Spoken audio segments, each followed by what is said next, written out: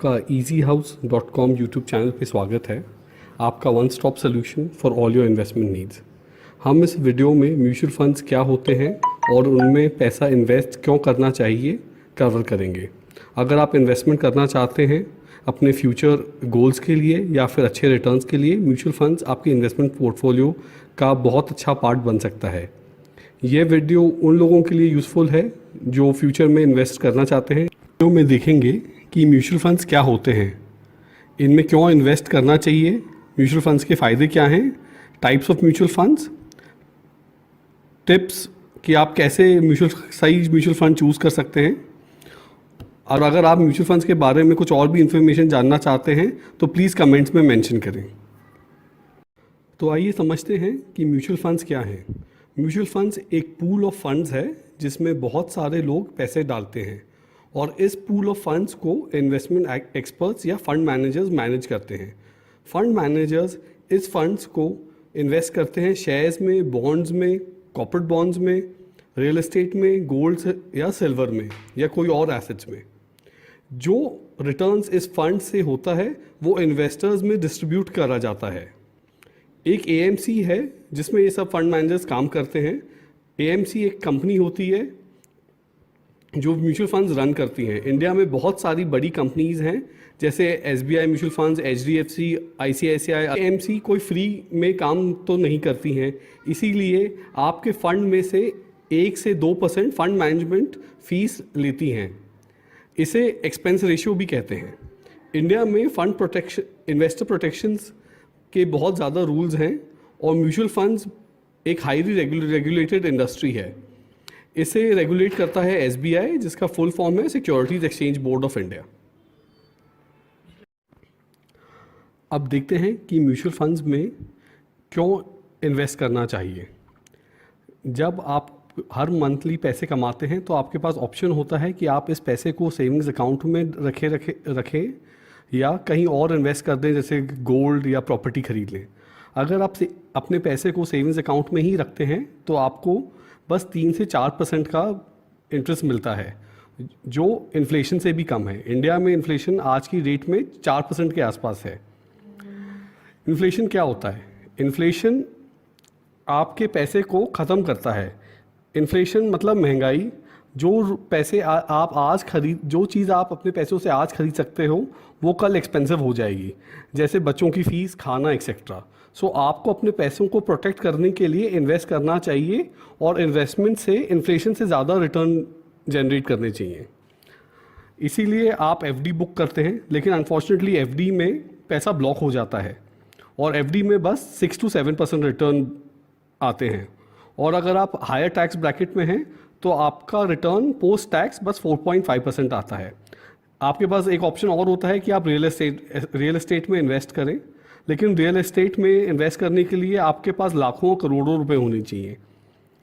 और real estate का investment बहुत ही लिक्विड होता है। जब आपको पैसे चाहिए होंगे तो आप अपने रियल एस्टेट की प्रॉपर्टी को बेच नहीं पाएंगे। आपके पास एक और ऑप्शन है कि आप गोल्ड में इन्वेस्ट कर लें, लेकिन गोल्ड अनफॉर्चुनेटली बस एक इन्फ्लेशन हेज है, मतलब ये इन्फ्लेशन के जितना रिटर्न ही देता है। तो अगर आपको 15 या 12% रिटर्न चाहिए तो आप गोल्ड से ये रिटर्न जनरेट नहीं कर पाएंगे। इसलिए मेरी सजेशन है कि गोल्ड में आप अपना बस 10% ऑफ द पोर्टफोलियो की वैल्यू ही गोल्ड में इन्वेस्ट करें। एक और ऑप्शन है हाई रिटर्न्स के लिए आपके पास स्टॉक मार्केट्स। स्टॉक मार्केट्स बहुत ही अच्छे रिटर्न जनरेट करते हैं, लेकिन अनफॉर्चुनेटली स्टॉक्स में इन्वेस्ट करना सबकी बस की बात नहीं है। स्टॉक मार्केट्स में इन्वेस्ट करने के लिए आपको बहुत ही अच्छी stock market information, financial information चाहिए होती है। आपके पास टाइम होना चाहिए कि आप जिस कंपनीज में इन्वेस्ट कर रहे हैं उसकी आप एक थरो रिसर्च करें। और आज के भाग दौड़ में एक कॉमन आदमी के पास ना ही टाइम है और ना ही ये फाइनेंशियल नॉलेज है। इसीलिए इक्विटी मार्केट्स में इन्वेस्ट करने का बेस्ट तरीका म्यूचुअल फंड्स है। आप अपने पैसे को इन्वेस्ट करें म्यूचुअल फंड्स में और फंड मैनेजर आपके बिहाफ पे इन्वेस्ट करें और हायर रिटर्न्स जनरेट करें। लेकिन एक बात का ध्यान रखें कि मेरा ये कहने का मतलब नहीं है कि आप अपना सारा पैसा ही म्यूचुअल फंड्स में इन्वेस्ट कर दें। ये बहुत इंपॉर्टेंट है कि आप अपने पैसे को अक्रॉस एसेट क्लासेस इन्वेस्ट करें। अक्रॉस एसेट क्लासेस को इन्वेस्ट करने को कहते हैं डाइवर्सिफिकेशन। ये एक इन्वेस्टमेंट का बहुत ही इंपॉर्टेंट रूल है और इन्वेस्टमेंट गुरु वॉरेन बफेट भी इस रूल के बारे में कहते हैं। मैं आपको डाइवर्सिफिकेशन एक एग्जाम्पल के तरीके से बताता हूँ। जैसे सोचिए आप ट्रेन से दिल्ली से मुंबई जा रहे हैं। आप जब जाते हैं तो आप कुछ पैसे अपने सूटकेस में डालते हैं, कुछ पैसे अपने हैंड बैग में और कुछ पैसे अपने वॉलेट में, ताकि अगर कोई चोर आपका बैग या जेब काट ले तो आपके पास कुछ कहीं ना कहीं पैसे बचे रहें। इसीलिए डाइवर्सिफिकेशन बहुत ही इंपॉर्टेंट है। म्यूचुअल फंड्स का एक बहुत बड़ा इंपॉर्टेंट एस्पेक्ट है कि अगर आप इक्विटी में इन्वेस्ट करते हैं तो over a long period of time आपको अराउंड 15% रिटर्न कंफर्टेबली आ जाएगा और ये इन्फ्लेशन को भी बीट कर देगा और आपका रिटर्न लिक्विड रहेगा। अब मैं आपको अगले स्लाइड में म्यूचुअल फंड्स के बेनिफिट्स थोड़ी डिटेल में बताता हूँ।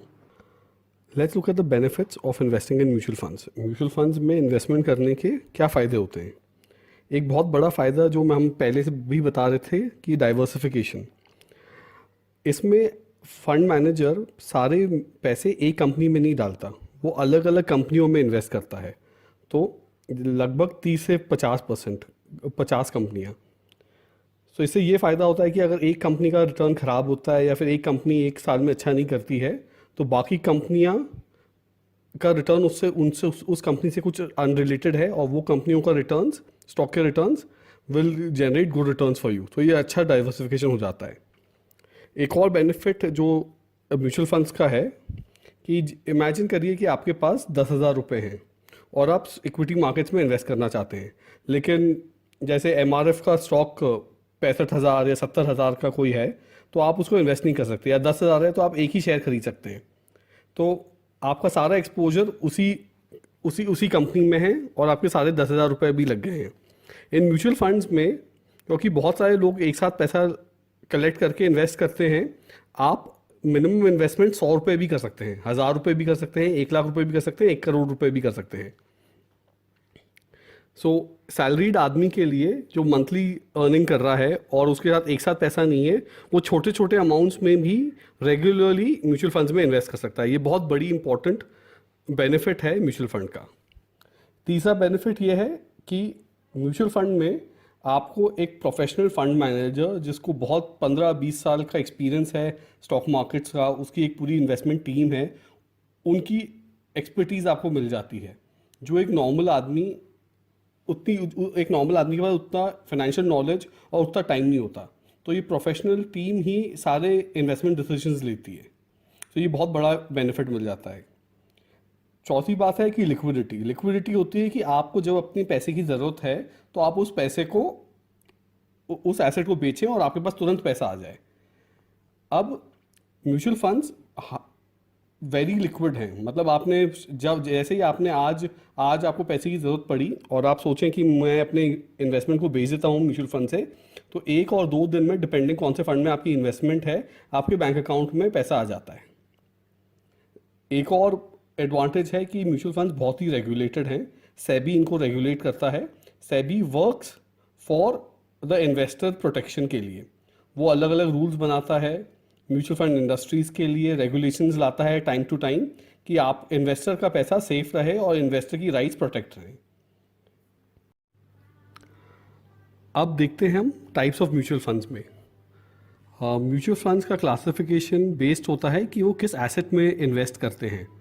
तो अगर म्यूचुअल फंड्स इक्विटी में इन्वेस्ट कर रहे हैं तो उनको इक्विटी फंड्स बोलते हैं, equity mutual funds. Equity mutual funds में भी अलग अलग टाइप के म्यूचुअल फंड्स होते हैं। अगर टॉप 100 कंपनीज में इन्वेस्ट कर रहा है म्यूचुअल फंड तो they are called large caps. अगर मिड कैप कंपनीज में इन्वेस्ट करते हैं तो they are called mid caps. अगर स्मॉल कैप कंपनीज में इन्वेस्ट करते हैं तो they are called small caps. और अगर फंड मैनेजर के पास ये मैंडेट होता है कि वो कोई सी भी टाइप की कंपनी पे इन्वेस्ट कर सकता है बेस्ड ऑन हिज फिलॉसफी और हिज मैंडेट, चाहे वो लार्ज कैप हो, मिड कैप हो, स्मॉल कैप हो, तो they are called flexi caps. अब इक्विटी के अलावा म्यूचुअल फंड्स डेट में भी इन्वेस्ट करते हैं। डेट में जो फंड्स इन्वेस्ट करते हैं उनको डेट म्यूचुअल फंड्स कहते हैं।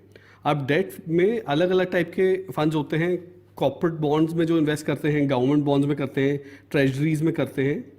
ड्यूरेशन कितने टाइम का है डेट का, वो बहुत इंपॉर्टेंट होता है। और क्रेडिट रेटिंग डेट के पेपर का, कि मतलब जिस कंपनी के डेट में या गवर्नमेंट में वो इन्वेस्ट कर रहा है उसकी क्रेडिट रेटिंग क्या होती है। एक टाइप का डेट फंड होता है लिक्विड फंड, जो एकदम सेविंग्स अकाउंट जैसा होता है, उसकी रिस्क भी सेविंग्स अकाउंट जितनी जैसी होती है, बट उसका रिटर्न सेविंग्स अकाउंट से ज़्यादा होता है, 6 से 8%। इसमें कोई रिस्क नहीं होता और आप कभी भी एक दिन के अंदर ही अपना पैसा ले सकते हैं। इसका रिटर्न भी मोर और लेस एक स्ट्रेट लाइन पे ही चलता है। एक दूसरे टाइप के फंड्स होते हैं जो डेट और इक्विटी दोनों में इन्वेस्ट करते हैं, इनको हाइब्रिड फंड्स कहते हैं।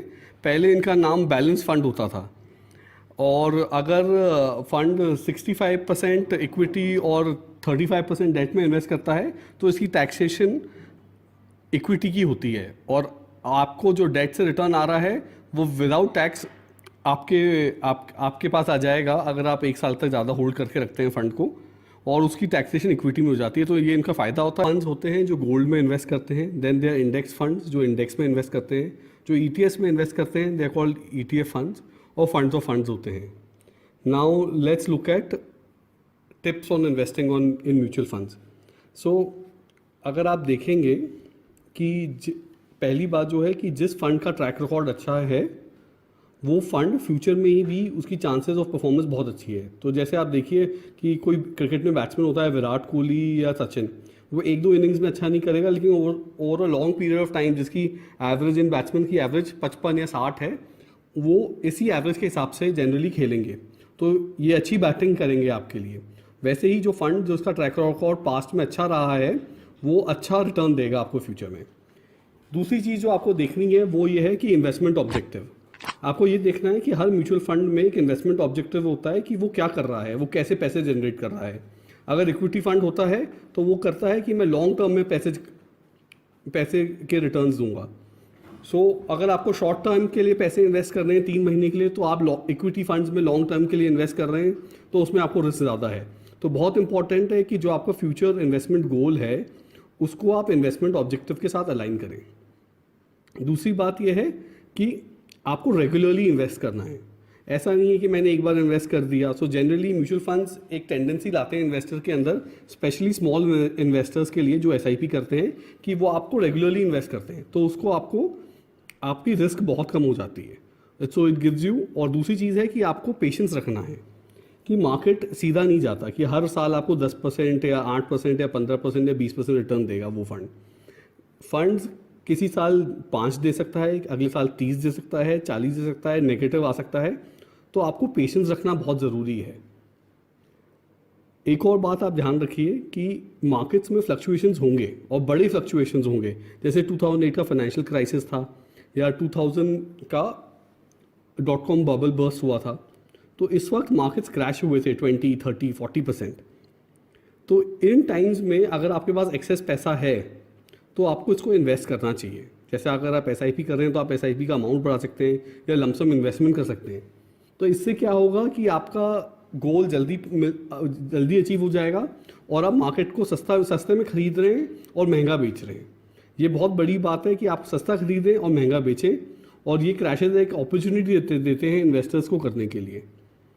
नाउ मैं आपको बताना चाहूँगा कि अगर आपको मेरा वीडियो पसंद आया और आपको यूज़फुल लगा तो प्लीज़ आप इसको लाइक करें, सब्सक्राइब करें, और आप किसी और टॉपिक्स को चाहते हैं कि मैं कवर करूं तो उसको प्लीज़ कमेंट सेक्शंस पे उस पर कमेंट करिए और बताइए कौन से टॉपिक्स पे मैं आगे डिस्कस कर सकता हूं। Thank you.